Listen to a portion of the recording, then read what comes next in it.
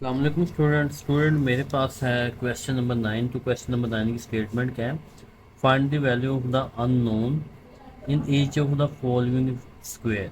ये स्क्वायर है मेरे पास। तो स्क्वायर में हमें कुछ चीज़ों का आइडिया है कि वो ये है कि हम कहते हैं कि यहाँ पे एंगल हमारे पास जो बनता है वो बनता है, यहाँ पे एंगल होता है 90 डिग्री। आपको मैंने स्क्वायर बॉक्स में बताया था। तो फिर ये एंगल भी 45 डिग्री का हो जाएगा और ये वाला भी कितने डिग्री का हो जाएगा? 45 डिग्री का। और यहाँ पे भी 90 के बनेगा, वो भी सेम ही होगा। और फिर यहाँ पे भी 90 के बनेगा, लेकिन मुझे ये चाहिए नहीं था, इसलिए मैंने ये लिखा नहीं है। तो यहाँ पे सबसे पहले अगर मैं जिस पे टिक लगाने लगाऊँ, देखें, इस बॉक्स की मैं बात करूँ, इस ट्रायंगल की बात करूँ, तो इसको हम ऐसे बना सकते हैं। मैं ये रफ पे बनाने लगूँ आप लोगों को थोड़ा सा समझाने के लिए। इसको अगर मैं ऐसे बना लूँ,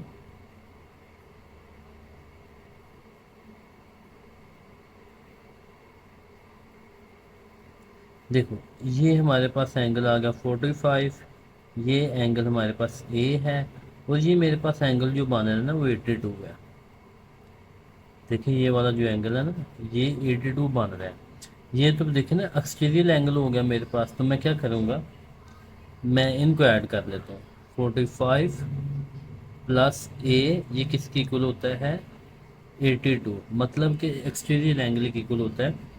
तो 45 इक्वल के दूसरी साइड पे जाके क्या हो जाएगा? ये हो जाएगा सब्ट्रैक्ट। इसको मैं सब्ट्रैक्ट कर लेता हूँ। 82 माइनस 45। तो मेरे पास ए का जो आंसर आ जाता है वो आ जाता है 37 डिग्री। सही।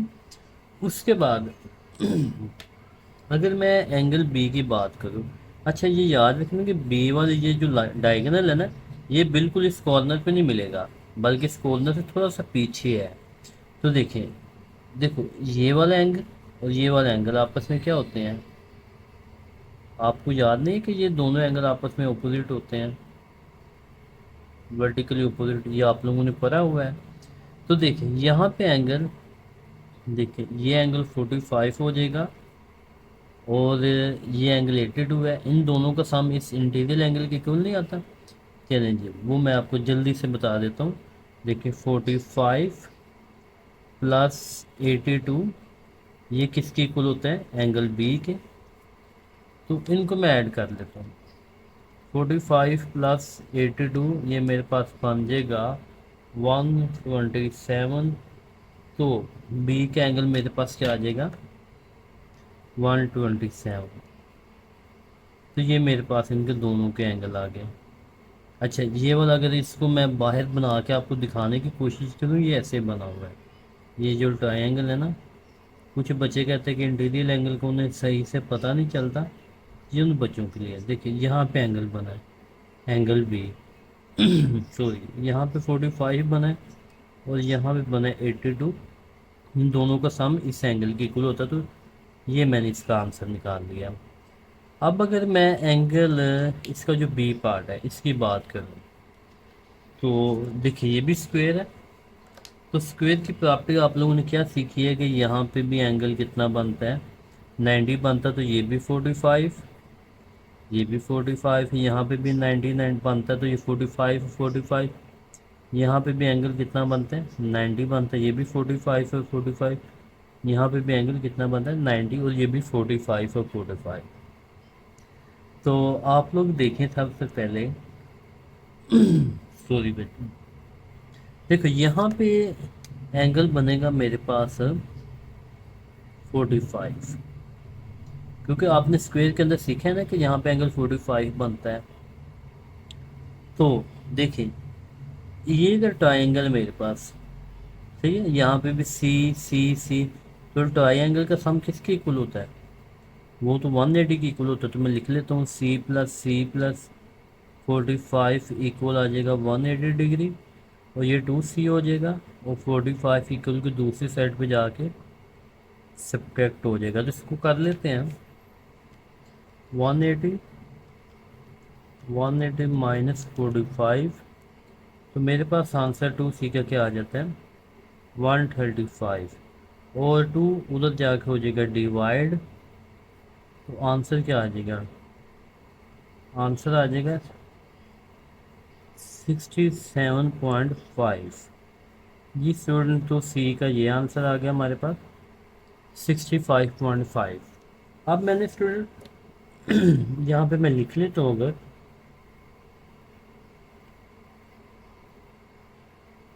तो सी का तो मेरे पास ये आ गया। आप लोग देखें, आपको मैंने एक और चीज़ बताई थी कि स्क्वायर के यहाँ पे भी जो एंगल बनता है ना वो भी 90 का बनता है, यहाँ पे भी जो एंगल बनता है वो भी 90 का, यहाँ पर भी एंगल बनता है वो भी 90 का। तो यहाँ पे टोटल एंगल जो बनेगा वो 90 का नहीं बनेगा। तो हम क्या कर लेंगे, मैंने जब डी की वैल्यू निकालनी है तो इसको मैं इस यहाँ पे ना छोटे से एक डिब्बे के अंदर निकाल लेता हूँ। देखिए मैंने अगर डी की वैल्यू निकालनी है तो देखिए डी लिखूँगा, फिर 19 माइनस 67.5, क्योंकि मुझे पता है कि स्क्वायर के अंदर ये एंगल 90 का होता है। तो 19 में से 67.5 निकालेंगे तो डी की वैल्यू आ जाएगी।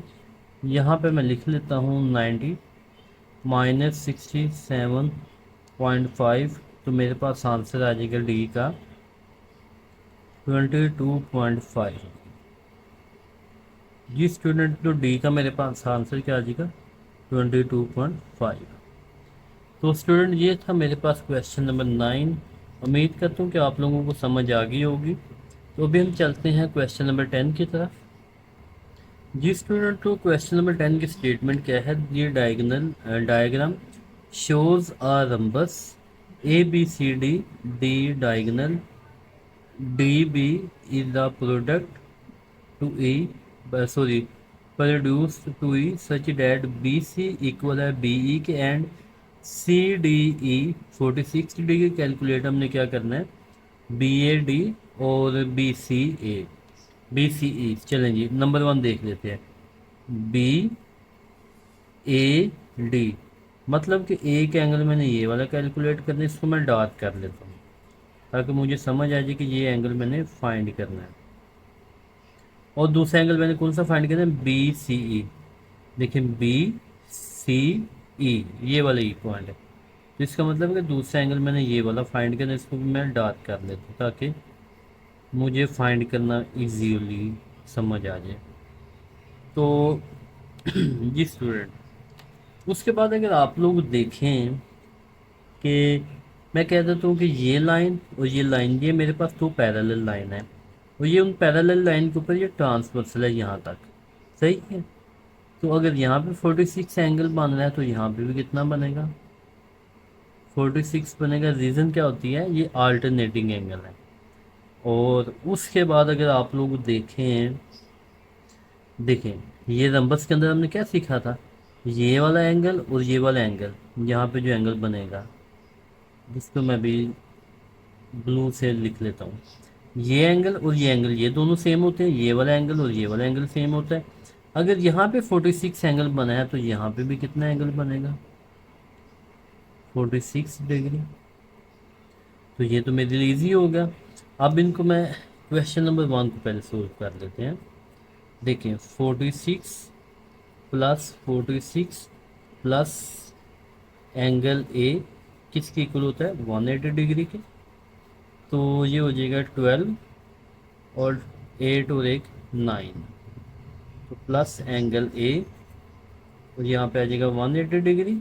और 92 को मैं अगर 180 डिग्री में से सब्ट्रैक्ट करता हूँ तो मेरे पास आंसर क्या आ जाता है, यहाँ पे मैं लिख लेता हूँ जी स्टूडेंट। देखिए 180 डिग्री माइनस 92 डिग्री तो आ जाता है 88। तो आप लोगों को पता होना चाहिए कि यहाँ पे एंगल कितना बन रहा है, 88 डिग्री। आई मीन कि ये वाला जो एंगल है वो कितना आ जाएगा, 88 डिग्री। तो अब मैं एंगल ए की जगह पे क्वेश्चन नंबर 1 की ये पूरी स्टेटमेंट लिख देता हूँ। तो क्या लिखूँगा, बी ए डी कितना आ जाएगा, 88 डिग्री। ये इसका आंसर होगा मेरे पास क्वेश्चन नंबर 1 का। ये स्टूडेंट मैंने बताया था कि अगर ये 88 होगा तो ये भी कितना होगा, 88 ही होगा। तो फिर अगर आप लोग देखें कि मैंने ये एंगल निकालना है, तो इस एंगल में देखें ये दो साइड तो सेम आ रही हैं, तो उससे पहले मुझे ये वाला एंगल निकालना पड़ेगा, ये जिसको अभी मैं डार्क कर लेता हूँ। उससे पहले मुझे ये वाला एंगल निकालना पड़ेगा। अगर मैं आपको एक ट्रायंगल बना के दिखाना चाहूँ कि अगर मैं इसके नीचे ही बना लेता हूँ, देखिए ऐसे, फिर ऐसे है और फिर ऐसे है। उम्मीद करता हूँ कि आप लोगों को समझ आ जाएगी। यहाँ पे एंगल है 46, यहाँ पे एंगल है 88, और ये लाइन मेरी ऐसे नीचे जा रही है, और ये वाला एंगल मैंने इसको ब्लू बॉल पॉइंट से मैंने डार्क किया हुआ है। तो देखें इन दोनों का जो सम है वो इसके इक्वल नहीं आता। इन दोनों इंटीरियर एंगल का सम हमेशा एक्सटीरियर एंगल के इक्वल होता है। तो मैं इनको ऐड कर लेता हूँ, 46 प्लस 88, तो ये कितना हो जाएगा मेरे पास 8 और 14 हो जाएगा, और 12 और एक 13। तो इसका मतलब है ये एंगल कितना आ जाएगा 134। तो ये वाला एंगल कितना आ जाएगा हमारे पास 134 आ जाएगा। उसके बाद अगर आप लोग देखें कि बी सी और बी ई ये दोनों पैरेलल हैं, या कह सकते हैं इक्वल है। यहाँ पे लिखा है बी सी इक्वल किसके है, बी ई के, ये दोनों इक्वल हैं। तो यहाँ पे जो एंगल बनेगा वही एंगल यहाँ पे बनेगा। अगर मैं कहता हूँ कि यहाँ पे एंगल मेरे पास सी बन रहा है, तो यहाँ पे भी एंगल कौन सा बनेगा, सी बनेगा।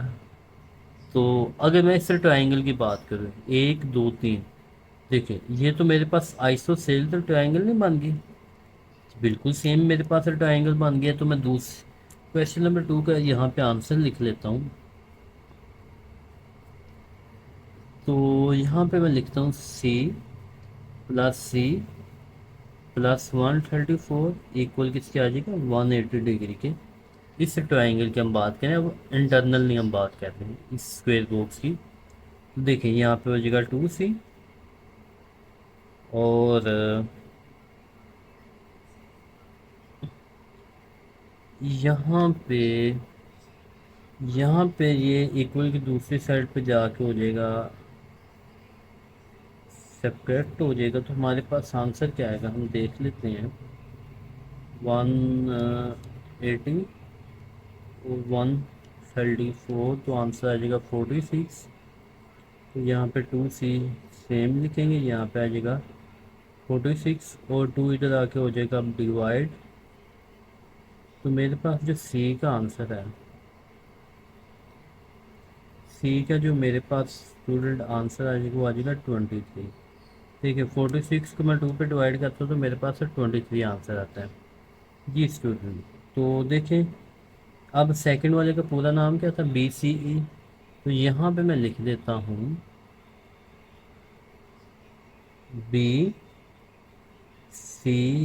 कितना मेरे पास आ गया 23। तो ये स्टूडेंट मेरे पास आंसर है जी स्टूडेंट। उम्मीद करता हूँ कि आपको क्वेश्चन नंबर 10 भी समझ आया होगा, क्योंकि इतना मुश्किल था। मैंने कोशिश पूरी की है कि आप लोगों को समझाने की। अगर फिर भी आप लोगों का कोई क्वेश्चन हो समझ में ना आया हो तो आप ज़रूर मेरे साथ डिस्कस करें। ओके स्टूडेंट, अल्लाह हाफिज़।